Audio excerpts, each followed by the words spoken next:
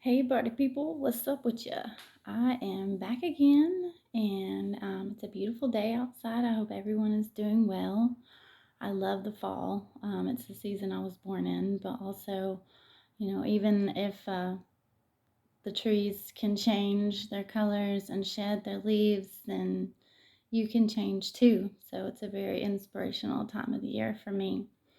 Um, the trolls have hit the channel, so it is official. I knew with my video yesterday I was going to hit some people with those words, and it surely did. So I was expecting that. Um, they big mad, and rightfully so, because the truth hurts. The truth tells you that you need to change if it hurts you. So I encourage the ops to let that sink in and recognize what you need to change as well. Um, the person who was trolling me is exposing themselves because they're using chief in their name, and chief used to be a big part of my vocabulary. I would call everybody chief when I would say something to them, and this person has stolen that word from me a long time ago, so I stopped using it, but they haven't. Also, the love is why sign that I've mentioned is down, which is unfortunate, but the devil works hard, but God works harder. So, also, they asked me if I must be lonely, and that's a big talking point in my channel, is that we are never alone. So, of course, I'm not lonely. I always have what I need. I'm never alone. So, that was a really silly question. But thank you for your comment because it boosts my posts. Appreciate that. Today, I'm going to talk about independent thought versus pack mentality. And I want to encourage everyone to be the master of your own destiny. Here's a quote I found online this morning, and I don't believe it's a famous person, but I'm definitely going to let you know who said it. He said, "You can wait for others to decide your fate, or you can master your own destiny. Just know that others seldom have very much planned for your future happiness, so the do it yourself approach may be your best bet. Every thought is a choice, and every choice matters, for it will become your destiny." And his name was Anton St. Martin. And I thought that was great. Um, Definitely be the master of your own destiny. Definitely have independent thought. God gives us free will, but ultimately the choice is ours. So if you have gone through something and you've learned the lesson, learn that lesson. Don't repeat it. Don't be sucked back into the same old cycle again. Don't be tricked. Um, Learn the lesson and move on, move up, keep going. You want to keep moving up, even though it's really hard to keep moving up and leave people behind. Recognize that for what it is and keep going on to the next, on to the next. When you're influenced by others, ask questions. Ask questions. Are they wanting you to do something for them to better yourself for your better good, or do they have motivation and manipulation behind it that is self-serving to them? Um, are they using you? Is this an easy come up for you? Come ups and rewards are blessings from God for hard work. When God blesses you, it's because you're being obedient to Him and you've learned the lessons and you've worked hard on yourself, or you've worked hard for others, so you're giving back. When the devil blesses you, he's going to come to collect. The devil is always self serving. He's going to give you things, but he will collect. Um, are you ready to be part of the devil's plan, or do you want what God has for your life? Um, I started out in school at a Christian school, like I've mentioned, and it was very small. There was maybe one or two Black people, but it was very confined, very controlled, very strict. And then in second grade, I went to Hillcrest Elementary, and it was about half and half at the time as far as race goes. And slowly it became predominantly Black. And the people that I had gone to school with there originally, most of them started moving away and going to Harrison Elementary, which was a new school at the time. And it took me years to realize that their parents were doing that because they were racist. They didn't want their kids going to school with other black kids. And that's very silly to me because I learned a lot from the diversity and I embrace that. It's taught me a lot about code switching. I can code switch very quickly, and it's not to be confused with being a culture vulture because you're not trying to embody that, you're not trying to become that, but it helps you to reach people a lot quicker when you can speak their language. And I know a little bit of Spanish. I did missionary work in Guadalajara during church, and one thing that I always remember was we did puppets in El tiene un plan para mí, which means that he has a plan for me and he has a plan for you too. So always embrace other cultures and try to learn from them and learn to speak their language because you'll be able to reach them a lot quicker with things that you might want to teach them or things that they might want to teach you. So, um, I Tupac was a good example of this. Tupac could code switch so good, and he reached a lot of people in his time here on earth, even though it was very short life. He reached so many people, and he was a master of code switching as well. And I don't think anybody would be willing to call Tupac a culture vulture. So, also, whenever I went to Chattanooga State, you could either elect in your humanities to take African American literature or music appreciation. And I chose African American literature because I really wanted to learn more about that culture. And we had to choose a figure to talk about. And I chose Sojourner Truth, and I gave her Ain't I a Woman speech. And it's a very powerful speech, and I loved it. I tried to put all that I had into it and got a lot of praise when I was done, and people were very proud of me. And I was so happy that they spoke up to tell me that because it took a lot of courage to do that. And I stepped outside of my comfort zone that day, and it definitely paid off. But also, another point about the Ain't I a Woman speech is that it was originally published in, I believe, 1863, and 12 years later, a reverend also published the speech, and he left the Ain't I a Woman part out.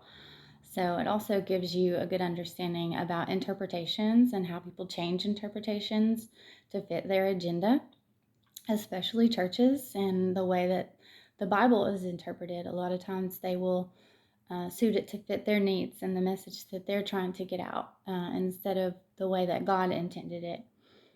Um, so, also with what's best for you and being influenced by others, I want to mention love bombing, because love bombing is a big tactic that narcissists like to use, and it often comes when they've hurt you and you're starting to catch on to their game. So they will love bomb you and they will throw things at you to manipulate you, and they will gift you with things. They will gift you money. They will give you trips and presents and things to cloud your vision so that you won't see them for who they really are.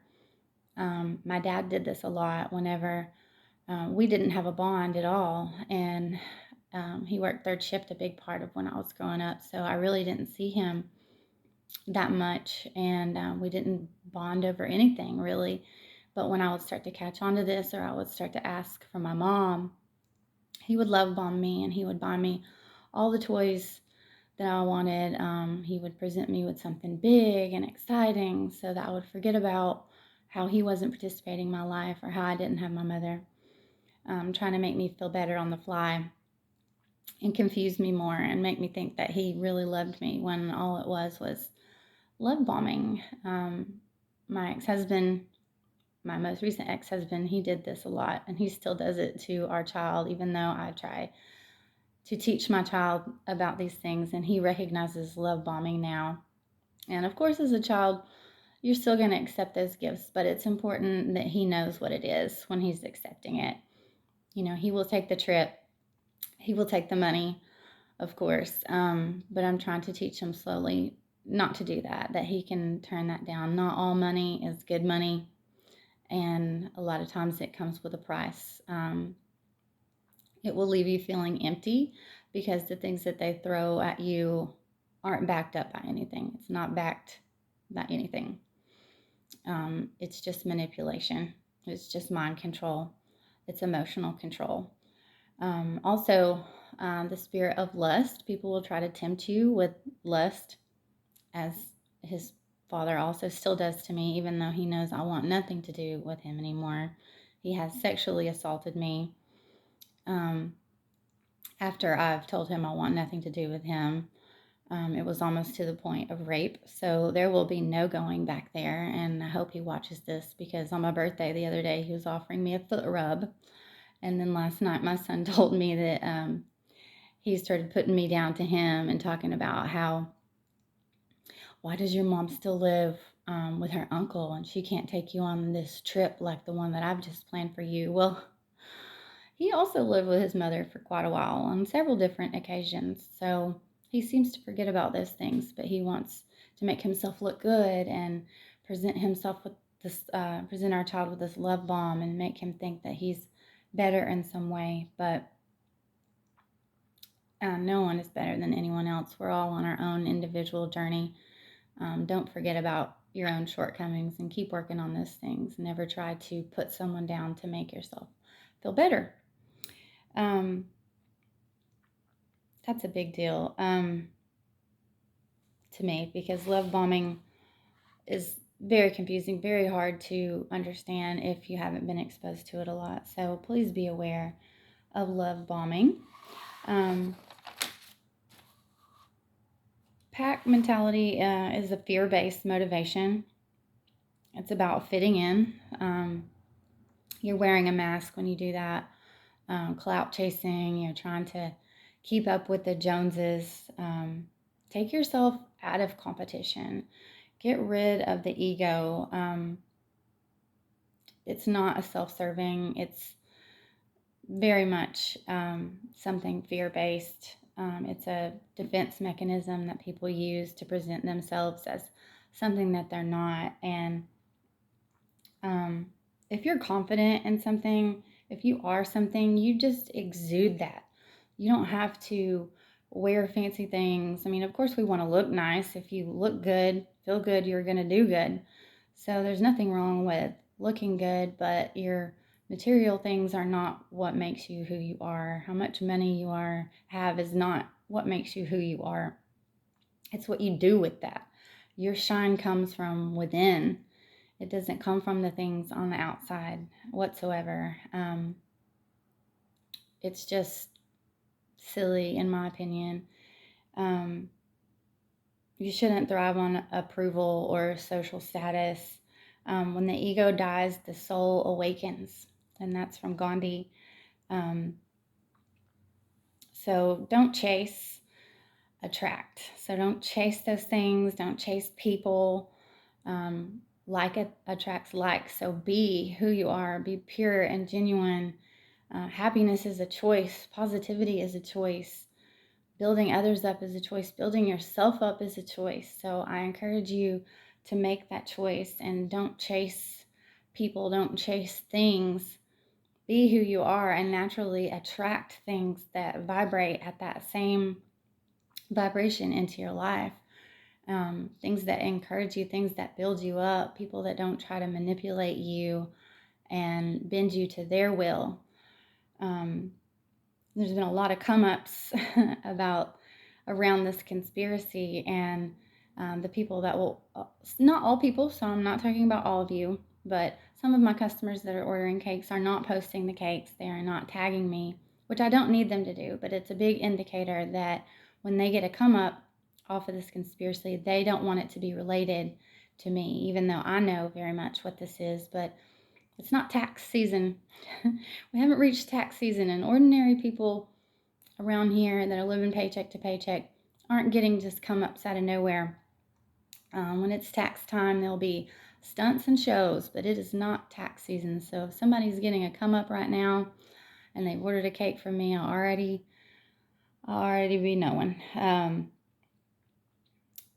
These are RICO charges also that you're facing when you are in this conspiracy, because this is very much organized crime. So, you don't know who these people are that are asking you to do things. A lot of fake profiles out there, people that have 5,000, 10,000 followers. And when you're in a small city like Chattanooga, first of all, you're not a blogger. You don't have a social platform and you have that many followers. Um, I only ask for half up front on my orders, and these people started paying with all Apple Pay, and they would pay everything up front. So I knew automatically that the money was coming from somewhere else, but you don't know what you're getting into fully. Other than making a deal with the devil, these people are getting you to do their dirty work for them. They don't want to get their hands dirty. They don't want to be implicated in this crime directly. They want to hide, and they're getting you to do their dirty work for them. So ask yourself, are you ready when the devil comes to collect? Are you ready for the consequences? Are you ready to lose your kids? Are you ready to go to jail? Are you ready for the social disgrace that comes for that? Are you ready for sitting in the center of that and facing yourself and feeling that? Because everybody has a conscience. I mean, are you ready to feel the center of what you really did to somebody else for your come up? Was it really worth it? Um, All tyranny needs to gain a foothold is for people of good conscience to remain silent, and that is Thomas Jefferson. I really love that quote. We used to have it on a little plaque in our house, which is funny because the person I lived with is involved in all of this, but he did not take heed or learn from that at all. Another thing is you have to stop blaming other people. You are the master of your destiny. You cannot, I mean, we hurt from past traumas, but at some point you have to stop blaming those people and put your big boy, big girl pants on and face that trauma and heal yourself. Seek out the resources, seek out God, meditate for the answers and how to heal yourself. Ground yourself, go outside, walk barefoot in some grass, lay down in the grass, vibrate at the same vibration as the earth. It's very healing. When you feel low, let the earth bring you up and keep going from there. Um, just don't fall victim to bending to other people and what they want you to do, because you're going to have consequences for that. You're not going to be able to say, well, this person asked me to do it or that person asked me to do it, because for one, these profiles are fake. You probably don't even know who's really asking you to do that or why. They are using you and you are letting yourself be used. That is a choice. Um, just have the courage to think and act on what's best for your own interests. The quick come up is not worth it. In the end, the hard work on yourself, that's going to get you much, much further in life in an honest way, is what's best for you. It's always what's best for you. And not all money is good money. You can make the choice to stay on your own path and not do someone else's dirty work for them. Just be the change that you want to see. I remember when I was politically active and living in the small town of Red Bank, I found that the good old boy system is hard at work around here. You scratch my back, I'll scratch yours. We had traffic cameras everywhere. It's a 6-mile city, an enclave, and there were, let's see, 3 traffic cameras and 2 traffic vans. And if you know anything about traffic camera citations, they do not count against your license. There's no penalty if you don't pay them. They are simply revenue generators. And the mayor there at the time, his name was Joe Glasscock, rest in peace, he made the statement that there is no privacy anymore, which is ludicrous because he took an oath to uphold the Constitution, um, one as an elected official, and two because he was a member of the armed forces at one time, a veteran. So it really made no sense. It was a contradiction, but he had this whole group together called the Red Bank Pride Association, and they all backed him, and they picked pack mentality because, no one wanted to stand up and speak out. And soon I saw they have a Jubilee every year, and one of my high school buddies was running for mayor. And the first thing I asked him was, "Are you going to get rid of these traffic cameras?" And he said, "Yes." So I jumped on that bandwagon. I wanted to support him and promote him, and I started writing into the online newspaper telling people about independent thought and how important it is to not be part of the pack mentality. Um, you have rights, and those rights are being violated. A lot of times, the Fourth Amendment right, the Constitution doesn't speak about privacy directly, but the Fourth Amendment right, um, unreasonable search and seizure, which has been done to me, and my civil rights have been violated in this situation. And when I reached out to the one person that I thought could help me, which is my cousin, who is a cop in this community, and told him that even though I don't own this house, which is why the police said they wouldn't help me when I called them, I wanted him to tell me what my rights are. Now, this is a person I thought would support me because we're just 2 years apart, and we were the only children in the family for a long time. And so we grew up together. We were very close, like brother and sister, because I didn't have any brothers or sisters, and neither did he. So I spent a lot of weekends with him and did a lot of things with him. But when I asked him to help me with my rights in this situation, he blocked me. So that's quickly how I knew that there were underhanded things going on and that he was involved. He did not want to help me at all, even though he has taken an oath to serve and protect. Serve and protect. So today I'm going to ask you um, to have courage. Have courage. Prepare yourself for the fakes and have courage, dear heart. C.S. Lewis. I hope you all have a great day. I love you. God loves you. And you are never alone. Bye.